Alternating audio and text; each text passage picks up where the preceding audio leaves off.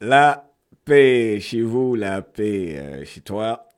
En fait, vous savez pourquoi je suis en train de rire? Parce que avant d'enregistrer cette vidéo, je suis en train de dire reçois mes salutations depuis ma navette spatiale. Bon, là, je me suis dit, je vais juste le dire. Avant de passer cette information, qui est quand même importante de Vladimir Poutine, ok.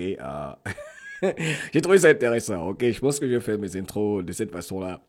Reçois mes salutations depuis ma navette spatiale. Depuis la planète Mars, dans le désert vers Marrakech. Enfin bref, déclaration très importante, en tout cas de M. Vladimir Poutine, qui dit que la sympathie, les nazis ne vont pas en bénéficier en ce qui le concerne. Il n'y a pas de sympathie pour les nazis en Russie et il n'y en aura pas, a déclaré le président russe Vladimir Poutine lors d'une conversation avec des ouvriers en visite chez le géant de l'industrie lourde Ural Vakonzavod. Eh bien donc, il faut que je reprenne ceci. Hein. Ural Vakonzavod. Ural Vakonzavod. Ok, je reprends, ok. Avec la photo du grand patriote Vladimir Poutine. Au fait, abonne-toi, partage.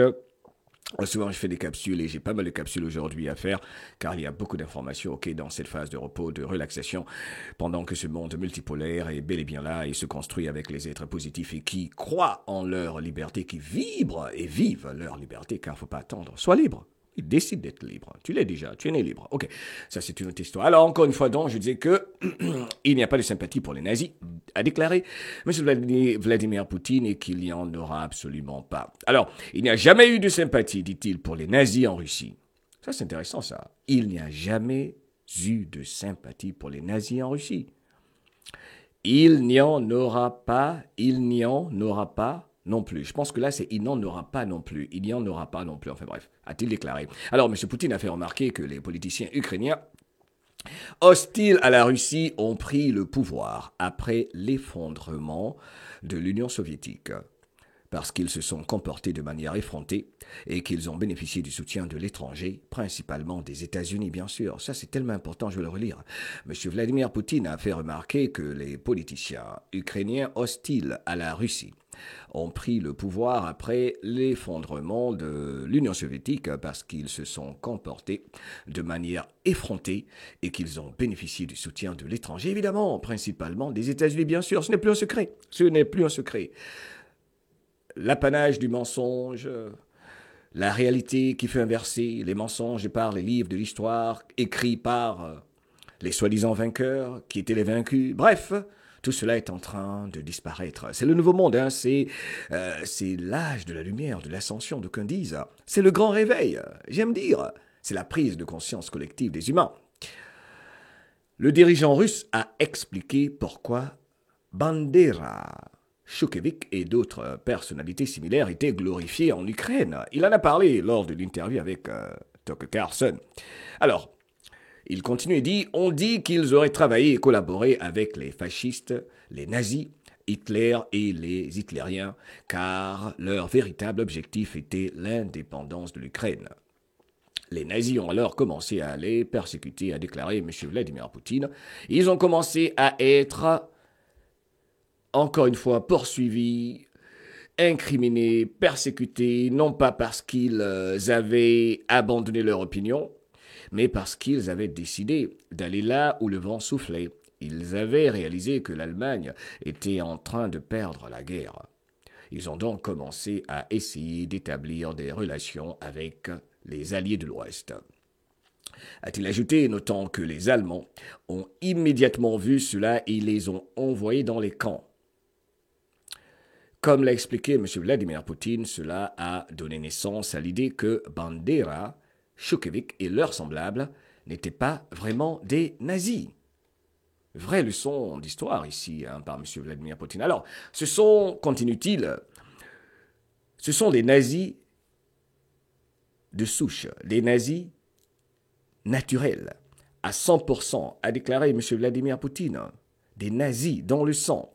Ces gens ont commencé à fouiner à réfléchir à qui d'autre il pourrait s'appuyer, ou sur qui d'autre il pourrait s'appuyer, je préfère dire, la traduction est un peu bizarre, et non pas parce qu'ils ont changé d'avis ou d'opinion, mais parce qu'ils ont réalisé que l'Allemagne nazie était en train de perdre la guerre. Ok, tout est dit, ils étaient nazis depuis le début et le sont restés. Mais c'est clair, il a raison. On a vu des nazis être célébrés au Parlement canadien avec Trudeau. C'est le grand réveil. Ils opèrent toujours de par leur descendants. C'est ce que l'humanité doit comprendre. Leur mythe est tombé. Nous allons nous retrouver et nous rassembler. Mais leurs descendants, les néo-nazis, d'ailleurs il en parle, leurs descendants, continue M. Vladimir Poutine, les néo-nazis sont absolument identiques à ceux que nous avons combattus pendant la Grande Guerre patriotique, a déclaré le dirigeant russe. M. Poutine a également souligné que si quelqu'un parle aujourd'hui des mêmes positions déjà en termes plus larges, ce sont des gens qui trahissent leur père, leur grand-père, leurs arrière-grands-pères, ceux qui ont réellement combattu le nazisme. Des traîtres comme ceux à Washington DC, à l'Élysée, enfin, ils sont partout, identifiés. Leurs tanières ont été éclairées, parce que les humains ne savaient pas qu'on avait tous le même ennemi, qui a infiltré tous les domaines de la société. C'est de cela qu'il s'agit, c'est le grand réveil. Waouh! Aujourd'hui, il s'aligne sur la situation politique actuelle. Il trouve cela plus avantageux. Il regarde ceux qui sont au pouvoir, a-t-il déclaré. Lui, M. Poutine, évidemment, soulignant que l'Ukraine était dirigée par ceux qui, par divers moyens, y compris un lavage du cerveau sophistiqué de larges groupes de la population, ont été mis en place pour occuper des postes clés. Ben oui, l'infiltration. C'est comme ça qu'ils ont infiltré les soi-disant organisations non gouvernementales. Il faut vous méfier, où que vous soyez. En Afrique, surtout en Afrique, là, je vois surtout tellement de jeunes gens qui doivent faire leurs recherches. Ok, je vous le dis respectueusement, vous faites ce que vous voulez. Mais il faut toujours se poser la question de savoir pourquoi quelqu'un veut se faire passer comme un bienfaiteur ou vous faire accepter des notions, des idées, des concepts. Alors, il y a tout chez toi, ok? Reviens vers les anciens, les ancêtres, ta culture, ta tradition. Car la vie, elle est simple. T'as pas besoin que quelqu'un vienne de je ne sais où, d'une planète bizarre, ou te fasse croire que lui, il faisait du sport sur la Lune, et t'imposer sa vision de voir les choses, ou te faire quoi? Par exemple, qu'un homme est une femme est un homme. Enfin, tu sais, ça fait partie de leur agenda. C'est clair, c'est clair. Donc, il faut se méfier de la vigilance. En tout cas, là, c'est un bon rappel que je tenais à partager avec vous ici. Monsieur Vladimir Poutine qui rappelle à l'humanité qu'il s'agit toujours de la dénazification et en gros, pas de sympathie pour les nazis, car ce sont ceux-là qui ont fait beaucoup de mal. Oui, fais des recherches sur Gengis Khan, dont il a parlé, ouais, et puis les Mongols, enfin le Khazar et tout ça, ok? Abonne-toi, partage, mon Diallo pour te servir, parce que je t'aime tout simplement et que jamais, jamais ta liberté ne s'arrête. Là où commence la peur de ton voisin, de ton frère, de ta sœur ou de ceux qui se plaignent toujours alors que c'est toujours mieux de croire en ce désir profond qu'on a. Mais encore, il faut avoir ce désir de se libérer et de vivre libre. Oui, il faut avoir un désir profond de vivre libre. Tout commence par une décision. Décide de vivre libre. Tu es déjà libre. Décide d'exercer ta liberté. Mais voilà. Décide d'exercer ta liberté, ta souveraineté. I love you. Abonne-toi, partage. Et tous ensemble contre ceux et celles qui se sont fait passer pour ce qu'ils ne sont pas. C'est la guerre de l'information pour mettre fin à la désinformation en encourageant chacune à faire ses recherches, à écouter son cœur et à tirer ses propres conclusions. Le mythe est tombé. I love you.